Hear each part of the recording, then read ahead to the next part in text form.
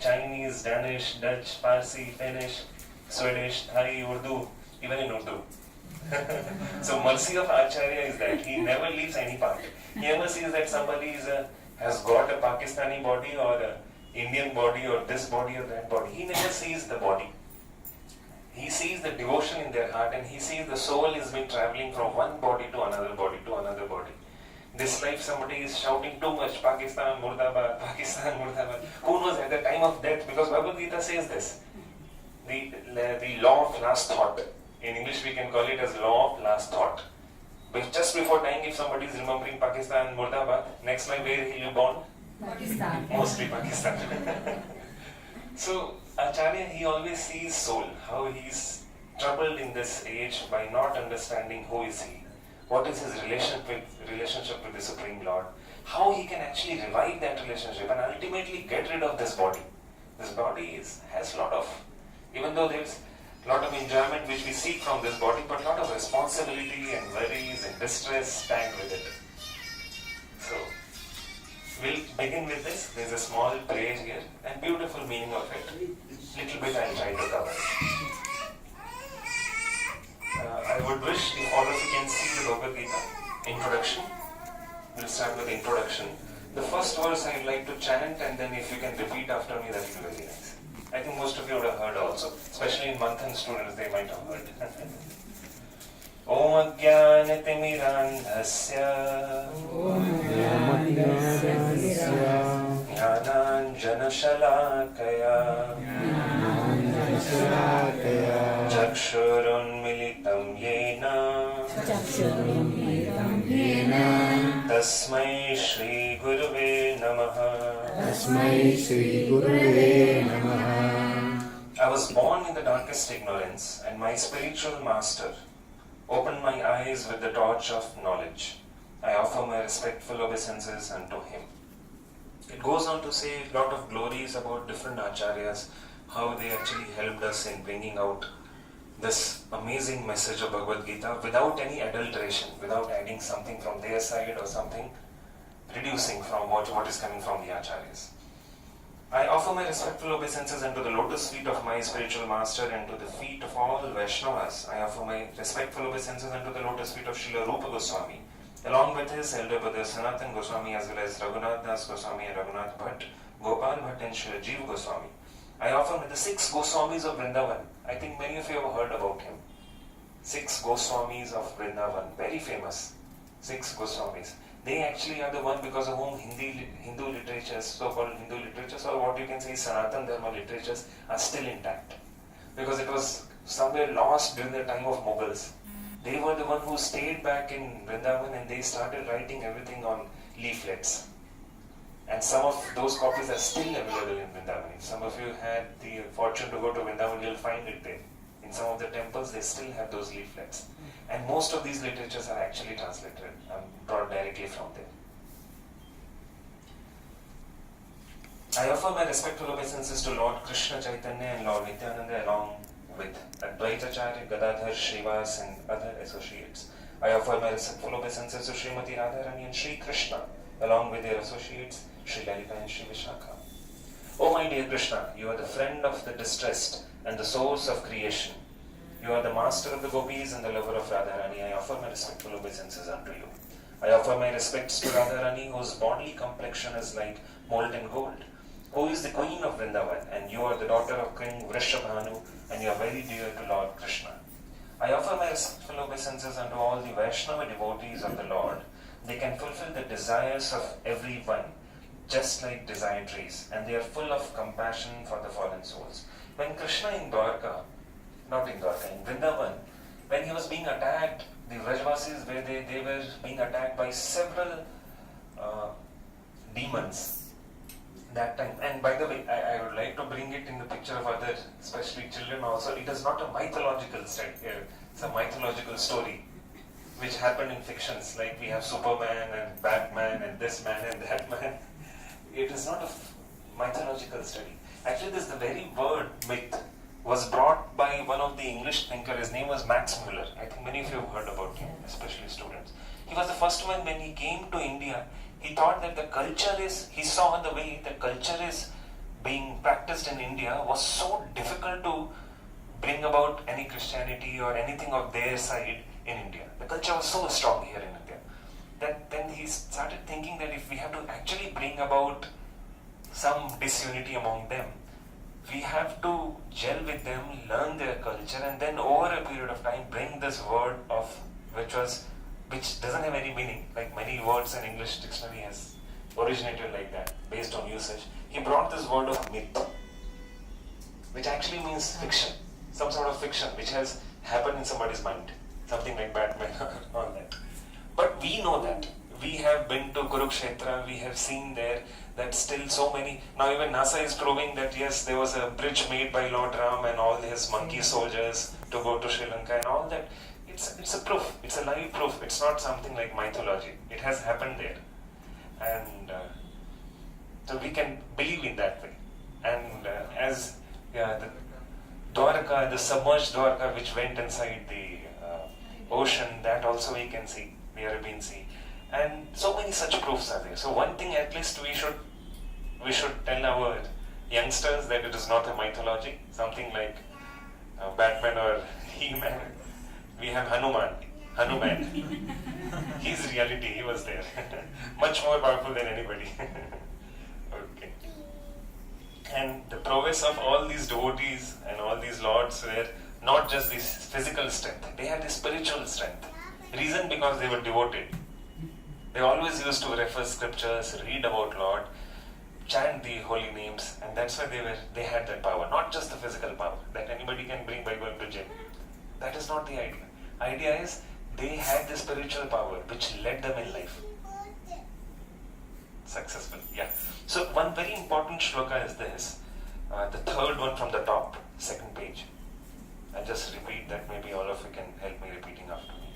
Vancha kalpatarobhyasya kripa sindhobhya eva cha patitanam pavanebhyo vaishnavebhyo namo namaha. It has an amazing meaning. Actually, in Srimad Bhagavatam, which is like a PhD study of Bhakti, like we have Bhagavad-Gita is like bachelor's, and then master's is Srimad Bhagavatam, and then there is Chaitanya Charitamrita, which is something like PhD studies. It goes on sequentially. Then in Srimad Bhagavatam there is a verse which says that Bhakti Sanjayata Bhakta. It says that Bhakti, if in devotion, if somebody has to practice Bhakti Yoga in devotion, if somebody has to go ahead, advance in that path, then one has to take shelter of a devotee. We may read scriptures, we may refer several scriptures, we may chant the Harinam, all that we can do, we can go to temple, all that we can do. But Bhakti, it is instilled in the heart of a devotee by some another devotee only. Because when the Lord sees that a devotee or an upcoming devotee is becoming very respectful to other devotees, he is appreciating his qualities. This process of Bhakti Yoga is amazing actually. It is a process where you just by seeing a devotee and his good qualities, if you appreciate him, this is the secret of this process which I am telling you today. If you just appreciate his humility, if you just appreciate his tolerance, if you just appreciate how he is giving respect to everybody, but in return he is not expecting any respect. If you just appreciate his fundamental qualities, actually Lord gets pleased. And when he sees such kind of bhakti is actually erupting in your heart, such kind of appreciation actually erupting in your heart for somebody else, he starts blessing that jiva with the same bhakti which the other fellow has. That's why it is said Bhakti Sanjayate Bhakta. It is the devotee who actually instills the process of Bhakti Yoga in the heart of other souls. And this verse actually signifies that. These devotees, I offer my respectful obeisances unto all the Vaishnava devotees of the Lord. Why is that? They can fulfill the desires of everyone. Like in spiritual world, we have Kalpataru. Many of you have heard. Anything you wish, be it mango or not just mango. Like here we have, if you ask a mango tree, mango, it will give in a season maybe once a year, and we'll get only mango. But there we have such a tree, anything we can ask him in the spiritual world. And actually all were there. At some point of time, we all were there. But because of some of our selfish tendencies which are still there, we want something to be done for us, for our family, and then that tendency actually brought us here. Now, I'm very happy to see such an amazing gathering that it's a step towards selflessness.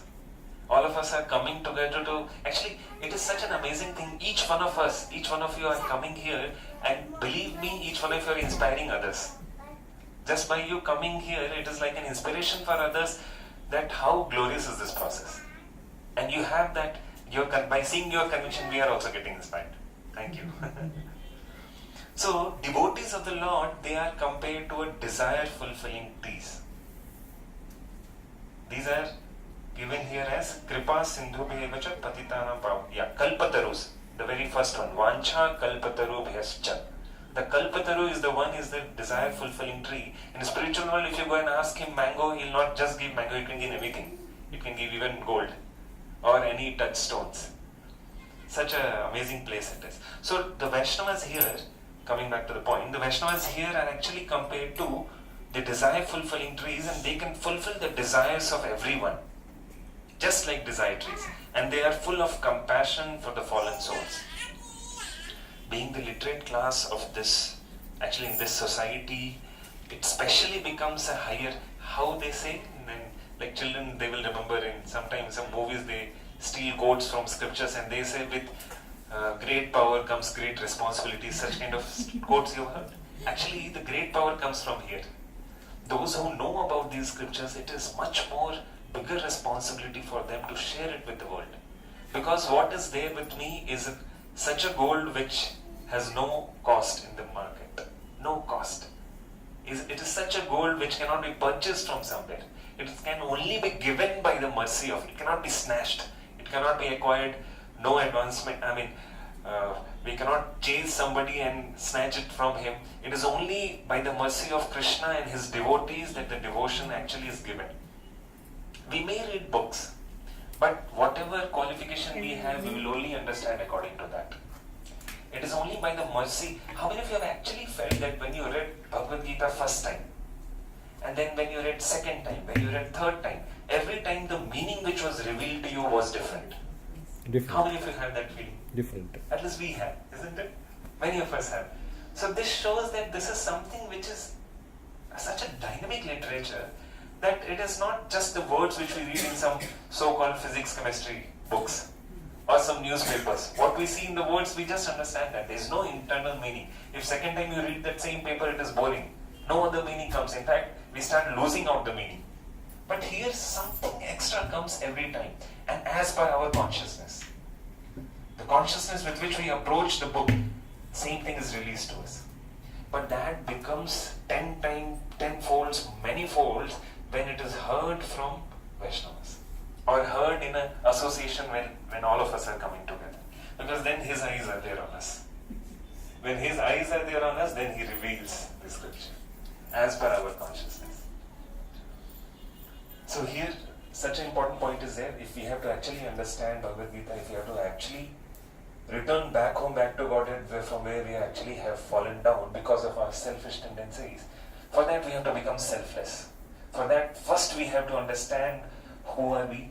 We are not just this body. None of us go in front of a mirror and then we say that it is I body or it is I hair. We say it is my hand, it is my hair, it is my mind, it is my eyes. That means who is that person, who is that entity who is calling it as mine? That entity cannot be this gross body. That entity cannot be the subtle body which is composed of mind, intelligence, man, buddhi, ahankar, mind, intelligence and ego. That person is soul. And we actually are soul which is being traveling from several bodies. Who knows, some lifetime I was a dog, some lifetime I was a cat. And then slowly over a period of time, I might have gone to some temple and then some devotee would have thrown some prasad, I would have taken that prasad, and then slowly and gradually advancement happened, and then we got this such an amazing body of human. Human life is the only life where a jiva can actually inquire, why am I suffering in this world? Why have I been given this body and over a period of time it dwindles? It ages. Why is this? Why can't I become eternal? Why can't I get happiness in this world which is eternal? Then we go deep down to down into these scriptures. And then we study. This is a design of a designer who is telling that how this world is made up of. Who are you? Who am I? Understand me. What is our relationship? In one of the shlokas it is given that Krishna is compared to a bird, and the soul, the Atma, the Jivatma is also compared to the another bird, and both of them are sitting on a branch of a tree. Same branch of a tree. And it is, let's say, something like a grape tree, and the soul, he's sitting and he's tasting the grapes. The first one he tastes and he finds it little bit sweet. Second one he tastes, he finds it sour. He becomes little bit annoyed. Again he tastes, oh sweet, very nice. Again he tastes, he's little bit again distressed, it is sour. So sweet and sour, that is compared to sukha and dukha in this world. The happiness and the worries and distresses of this world. Every time the soul is having distress, he's worried. Again, every time he's having very lot of happiness, he's forgetting everybody. And the super soul, the Paramatma, is actually sitting on the same branch and he's waiting for this tree, this bird. Please, please turn towards me if you want happiness which is eternal, ever ending. And this poor fellow, at least I can say for myself, is actually tasting sukha and dukha in this world, and he's simply caught up in this world because of his selfish propensities. But the moment he turns towards the super soul, the Paramatma, his actual devotional life starts from there. All of us have got so much of culture in our lineage from our parents, great-grandparents, that we got introduced to such a culture by the fortune of previous life, and by the fortune of our parents. They trained us in such a culture that at least we know about these scriptures, isn't it? We know about it, we have read it, we go to temple, we visit. But now it's time to take up responsibility for somebody. First for ourselves, and then for the society. And it starts, as they say in English, charity begins at home. Many of you have heard this, charity begins at home. Similarly, first change starts from us.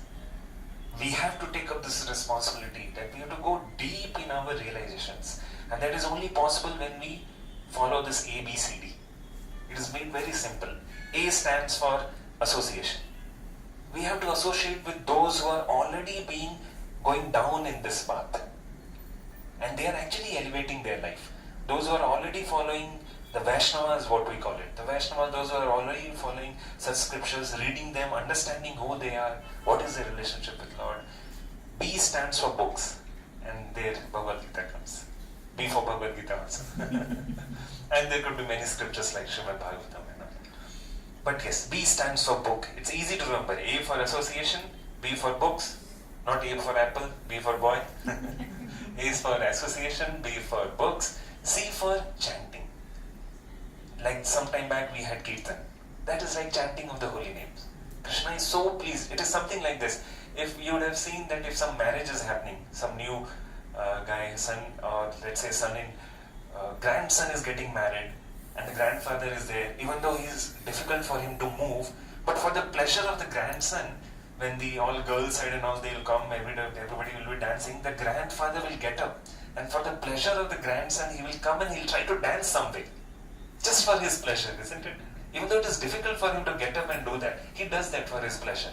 Same way for the pleasure of Krishna, even though we might be feeling little shy from inside, okay, it is too loud or it is difficult for me. But when you go to temple, you would have seen many devotees, like madman, they dance. Because that is the best way we can please, like the grandfather is pleasing grandson, the best way we can please our eternal Father. Just dancing for his pleasure, forgetting I am not this body. For his pleasure, I have to just chant his nama and I have to just submerge my senses in him. That is the best way. So this is what, so we told about C, and then D is the best part. D stands, we call it as divine food. Divine food. Which is basically sanctified food. The food which is cooked and then offered to him, it becomes, like all these prasadam is in his, the moment his eyesight fell on it, it became as prasad. In the beginning it is bhoga, offered to him. And then as soon as his eyes fall on it and he sees tulsi leaf there, and then he takes it. For Krishna, all the senses act equally. For him, doesn't have to put in his mouth. If he sees, that is offered. If he sees, that bhoga turns into prasadam. And it is such an amazing, I would say, nuclear weapon You would find in temple many times atheists also will come and they will say, no, I don't want this, I don't want that. They will not even bend down in front of Lord. But prasadam is something, if you tell them, oh, this is a sweet, please take. Oh, please give me. Even an atheist, he takes that. You'll find that those who so-called doesn't have faith on Lord and all, or those who might take many more lifetime, actually we have to be compassionate to such people, because who knows, some lifetime we were there. And then it took a lot of lifetimes for us by the association of several devotees and all, that now we have come to this position that we can relish it, we can understand who are we, what is our connection with Lord, how to enhance this.